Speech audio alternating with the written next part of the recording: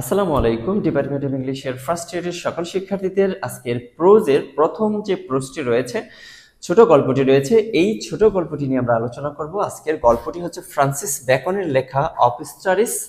এই যে of studies যে প্রোজটি, এই প্রোজটি এত চমৎকার, এত জ্ঞান নির্ভরভাবে লিখেছেন যে প্রত্যেকটা লাইন পড়ে তুমি অবাক হবে, প্রত্যেকটা লাইনেই মনে হবে যে তুমি অনেক কিছু শিখতে পারছো। ফ্রান্সিস বেকনের যে প্রোজটি রয়েছে, এই প্রোজটি আমরা পর্যায়ক্রমে লাইন টু লাইন, শব্দ টু শব্দ পড়ার চেষ্টা করব।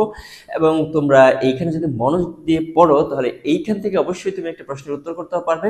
প্রত্যেক বছর মনে রাখবে, ফার্স্ট ইয়ারের শিক্ষার্থীদের প্রোজ থেকে প্রত্যেক বছর ফ্রান্সিস বেকন থেকে কিন্তু প্রশ্ন আসে এবং সেটা তোমাদের উত্তর করতে হবে। সুতরাং এটা খুবই গুরুত্বপূর্ণ। তোমরা যদি এটা মনোযোগ দিয়ে দেখো তাহলে আশা করি তোমাদের কাছে খুবই সহজ লাগবে।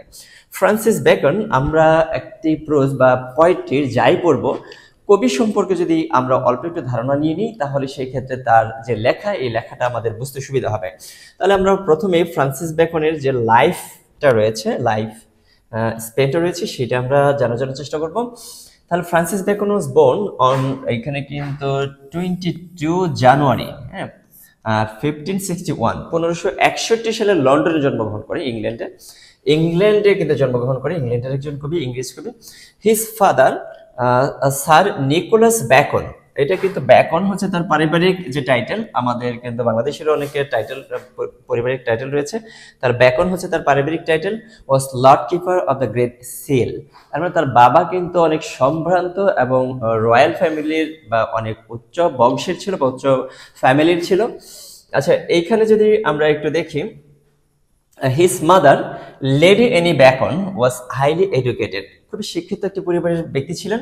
Beacon studied at Trinity college, Trinity যে কলেজ ক্যামব্রিজের, এখানে কিন্তু পড়েছিলেন। Later at Gray's Inn for law, এখানে কিন্তু ল পড়েছিলেন সে, মানে আইন বিষয়ে পড়েছিলেন। পরবর্তীতে আমরা কিন্তু জানি যে সে মেম্বার অফ পার্লামেন্ট হয়েছিলেন, এমপি হয়েছিলেন। তাহলে এই যে সে কিন্তু অনেক মেধাবী, একই সাথে পণ্ডিত একজন ব্যক্তি ছিলেন, স্কলার ছিলেন, এবং তার প্রত্যেকটি কথাই মনে হচ্ছে যে এগুলো হচ্ছে, প্রত্যেকটি কথাই মনে হচ্ছে কবিতার লাইন, এরকম মনে হবে। আমরা যদি ফ্রান্সিস বেকনের যে লেখাগুলো রয়েছে, এই লেখাগুলো কিন্তু অনেকগুলো লেখা রয়েছে, এগুলো অত বেশি আমাদের জানার এখান থেকে খুব বেশি প্রয়োজন হবে না। আচ্ছা, এইখানে আমাদের যে বিষয়টা গুরুত্বপূর্ণ, যে এইটা আমাদের প্রোজের যে 3টা ধাপের প্রশ্ন থাকে, পার্ট এ, পার্ট বি এবং পার্ট সি। এই 3টা ধাপের প্রশ্নের মধ্যে পার্ট এ তে যে ব্রিফ কোশ্চেন থাকে, সেই প্রশ্নের জন্য এখানে খুব গুরুত্বপূর্ণ কিছু তথ্য রয়েছে। এই তথ্যগুলো আমরা জেনে নেওয়ার চেষ্টা করব। The title father of English prose. এই যে দেখো, who is called the father of English prose? Before Bacon, Bacon যখন লেখা তার শুরু করেনি, তার পূর্বেও কিন্তু কয়েকজন লেখক ছিল, তাদেরকে এই টাইটেলটা দেওয়া হয়েছে। কিন্তু আধুনিক সময়ে এই যে ইংরেজি সাহিত্যের প্রোজ রাইটিং, ছোট গল্প রাইটিং এর ফাদার কাকে বলা হয়? একে বলা হয় হচ্ছে কাকে? ফ্রান্সিস বেকনকে। তবে এখানে কিন্তু একটু বিষয় আমাদের একটু, মানে আমাদের কিন্তু এই কি ধরনের লেখা সে লিখতো, এই যেমন ধরো যে আমরা যে কবিতাটা এটা পড়বো, প্রোজটা পড়বো, of studies, of truth, of friendship, of love, of marriage, প্রত্যেকটি প্রোজের শুরুতেই কিন্তু এই অফ ব্যবহার করা হয়েছে, তার অফ ব্যবহার করে লিখেছে।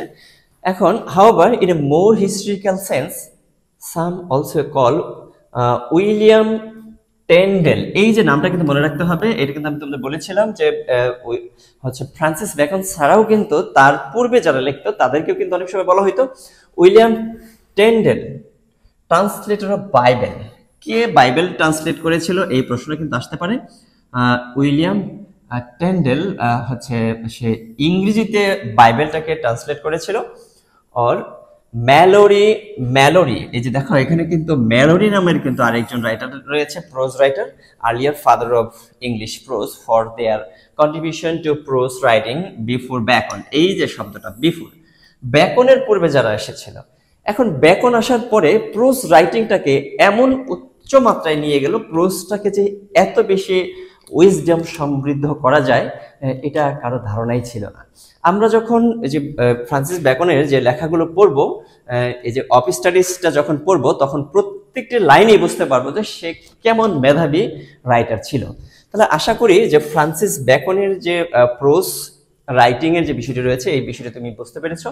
এখন তার লেখার কিছু বৈশিষ্ট্য রয়েছে, আমরা আরেকটি ক্লাসে এই তার বৈশিষ্ট্যটা পড়বো, তারপরে হচ্ছে আমরা তার রাইটিংটা পড়তে যাব, ফ্রান্সিস বেকনের অফ স্টাডিজ। আশা করি তোমরা ধারাবাহিকভাবে ধৈর্য ধরে সেই ক্লাসগুলো দেখবে এবং ধারাবাহিকভাবে তোমরা ক্লাসগুলো করবে। ধারাবাহিকতা রক্ষা না করলে এই ক্লাসগুলো যেহেতু করা হচ্ছে, অবশ্যই তোমাদের প্রয়োজনে ধারাবাহিকতা রক্ষা করে তোমরা পড়বে। ধন্যবাদ সবাইকে আজকের এই ক্লাসটিতে অংশগ্রহণ করার জন্য।